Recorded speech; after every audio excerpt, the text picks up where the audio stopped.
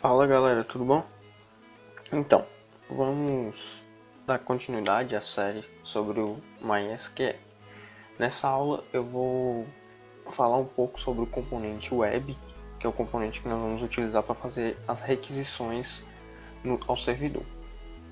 E vamos importar o projeto, que o link está aí na descrição do vídeo, que é um link para uma pasta que tem esses dois arquivos. O primeiro arquivo aqui é o projeto, né? Como eu disse, é a interface, só tem a interface, não tem a parte lógica desenvolvida. E aqui é a documentação do componente web traduzida. Então, estou disponibilizando esse documento para vocês. Então, eu vou fazer aqui a primeira coisa, vou explicar um pouco sobre este componente. Mas antes, vamos fazer a importação do projeto, para poder explicar já direto no App Inventor. Então vamos aqui, iniciar novo projeto e no caso não vou selecionar novo projeto não. Vou vir aqui, importar projeto, certo? Aí você vai importar o projeto do seu computador. Qual projeto? O que você fizer o download aqui, Eu vou ver se dá para fazer o download. Aqui, Eu vou baixar. No meu caso eu vou ter que alterar o nome aqui do arquivo que eu fiz o download, porque eu já tenho um projeto com esse mesmo nome. Então eu vou vir aqui e vou renomear esse arquivo. Arquivo renomeado. Agora eu vou vir aqui no App Inventor e vou importar um projeto .aia do meu computador. Vou selecionar a pasta, aqui é a pasta de download, e o nome ficou MySQL. Cadê o aplicativo? Aqui, .aia, e dou um OK. O arquivo já foi importado e aqui é a interface que eu falei com vocês. Tem algumas telas já, que são as telas que nós vamos usar, e a interface vai aparecer para vocês essa daqui, Beleza, galera? Então não tem nada demais, é simplesmente o layout do aplicativo. Ainda falta colocar algumas funções, para clicar no botão cadastrar, ele ir para a tela cadastrar, selecionar e editar. Bom, eu não vou mexendo nessas telas, vou só colocar o componente aqui e vou explicar um pouco sobre algumas propriedades, algumas funções dele. Aqui você vai encontrar ele em conectividade, é o último componente, ele chama web, você vai arrastar, ele é um componente não visível, e aqui tem algumas propriedades, para ser mais exato, 4 propriedades, né? Essa primeira aqui, esse allow cookies, se você deixar marcado, você permite que ele salve os cookies das pesquisas. Resposta file name, se você nome da resposta, né, do arquivo de resposta. Se você marcar uma opção que tem lá, no caso acho que, se eu não me engano, é esse save resposta aqui, salvar resposta. Se você deixar isso aqui marcado, quando você usar um determinado bloco que tem lá, que é uma requisição que retorna um arquivo, você consegue renomear o arquivo que ele vai retornar. Por exemplo, tem uma requisição lá para fazer um post patch lá. Então ele faz uma requisição e o retorno dele é um arquivo. Se você tiver marcado aqui para salvar, isso aqui é para salvar no celular.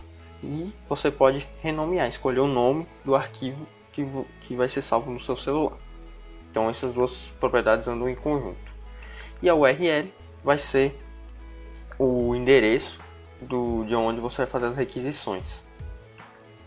Vamos para a parte de blocos. Aqui, esses aqui são os blocos que tem, já vai aparecer para vocês aí, que é simplesmente para configuração de cores lá. No caso, o botão cadastrar já está linkado com a tela cadastrar. Vamos para o nosso componente aqui, web. Ele tem dois eventos. O primeiro evento, go to file, que é quando eu faço uma requisição que retorna um arquivo, você vai usar esse evento. Esse evento é acionado.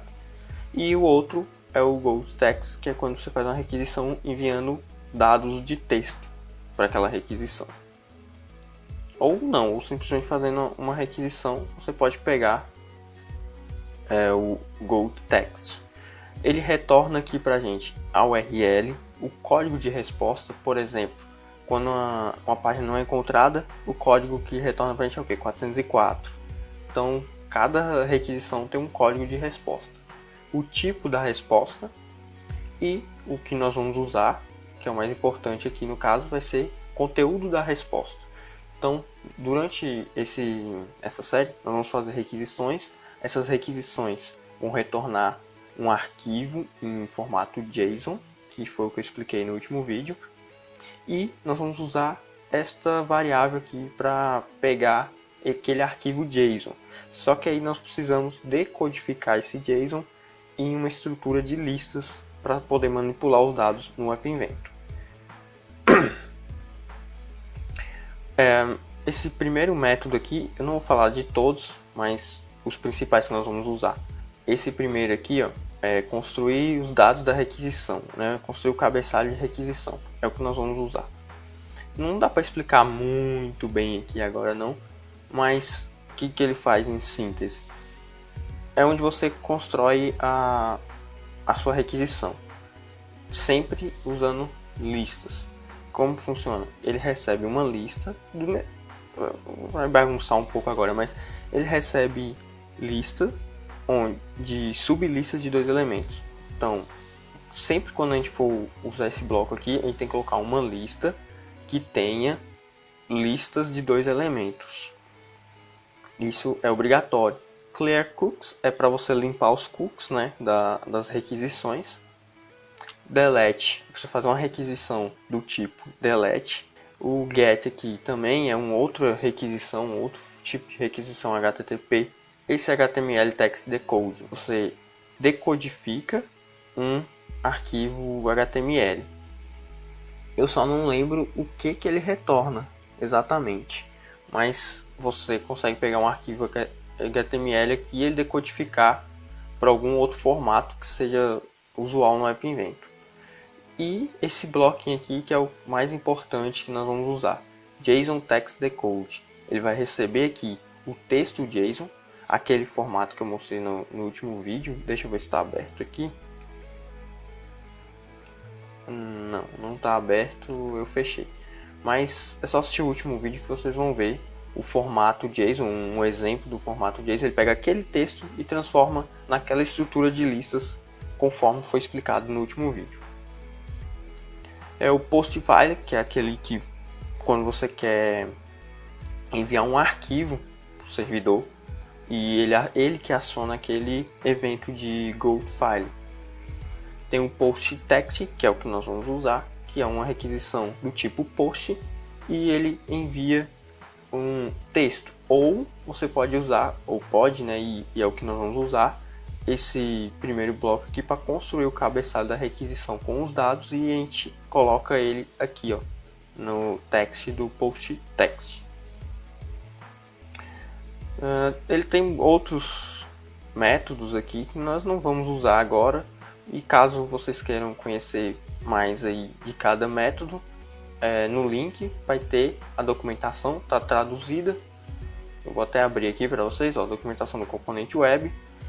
E aqui tem a tradução da documentação de todos os métodos, propriedades, eventos, tudo explicadinho aí e conforme a documentação do App Inventor. Aqui são as propriedades, as mesmas que tinham lá na aba de Design. Então, o que eu quero que vocês aprendam inicialmente, nem tanto, porque é difícil pegar só falando assim. Na hora que vamos fazer a prática vai ficar mais tranquilo.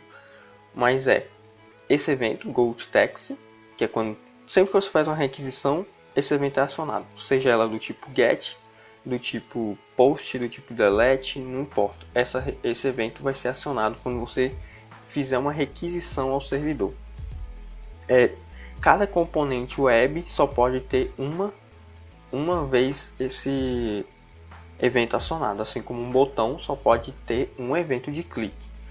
Então, dependendo, vocês vão ver, eu acho que quando nós vamos fazer a parte de seleção, de selecionar, né, buscar os dados no servidor, nós vamos ter que colocar mais de um componente web para poder utilizar dois eventos do GoToText. Mas é justificável porque nós vamos fazer em uma tela só, vai ser a seleção e a exclusão de registro. O build request é para construir o cabeçalho da requisição. Ele recebe uma lista de sublistas de 2 elementos, que eu vou explicar no próximo vídeo melhor. Isso aí vai ficar mais fácil de entender. Esse aqui, outro bloco que vocês têm que nós vamos usar muito, que é o JSON Text Decode, que é para decodificar um texto no formato JSON para uma estrutura de dados em listas no App Inventor. E o Post Text, que é o tipo da requisição que iremos fazer. Então é isso, galera. Foi só esse vídeo só para explicar mesmo sobre o componente, um pouco, né, resumidamente, já que não é tão fácil de entender assim só falando, é mais fácil na prática. E fazer a importação do projeto que vai ser utilizado. Eu não expliquei muito sobre o projeto, falei rápido no primeiro vídeo, se eu não me engano, mas é um aplicativo para cadastrar clientes. Simplesmente isso. Então, eu vou ficando por aqui e até a próxima aula.